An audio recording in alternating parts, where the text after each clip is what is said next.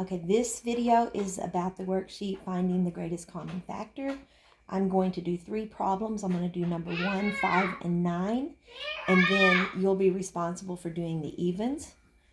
Like always, make sure you put your name at the top of the paper and upload a picture to me. Okay, let's get started.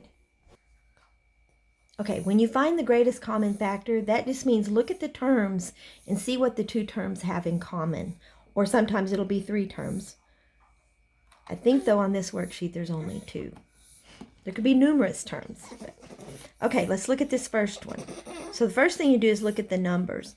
What's the biggest or the greatest number that will divide into both of those? And in this situation, 3 goes into 18 and it also goes into 15. So we factor out a 3. Then we look at the variables. Okay, this has 3 ends. This has 4. So we can pull out 3 of the ends. And then you put your parentheses and you put what's left. So 18 divided by 3 is 6. We took out all the ends. Over here, 15 divided by 3 is 5.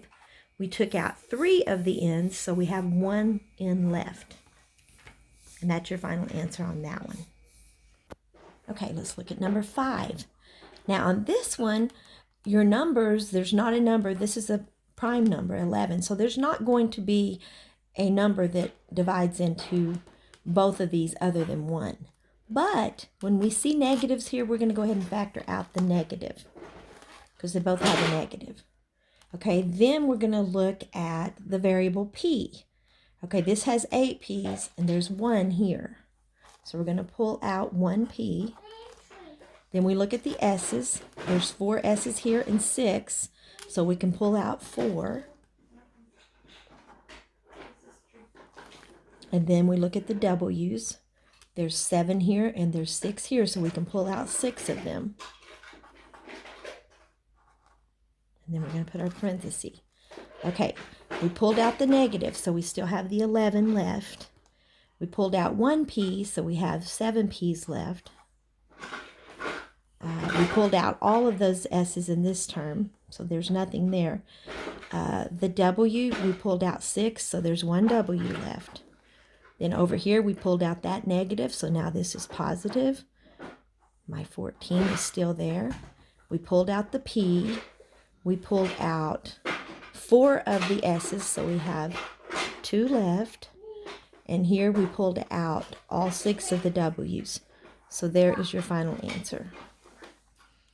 Okay, let's look at number 9. Here, there's not a number that will divide into these because this is 1, so there's no number to factor out. Let's look at the a's. We can pull out a squared because there's 7 here and 2 here. U, there's 5 of them, and over here we have 6, so we can pull out the U5. And then on the y's, there's 3 here and 1 here, so we can pull out 1 of them.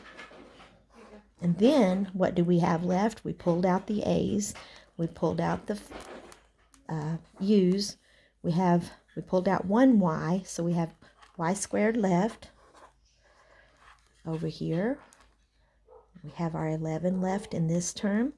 We pulled out 2 a's, so we have 5 left here. We pulled out 5 u's, so we have 1 u left. And we pulled out that y, so there's your final answer. Okay, let me remind you, you need to do the evens. Make sure that you put your name at the top of the paper and upload me a picture. Thanks.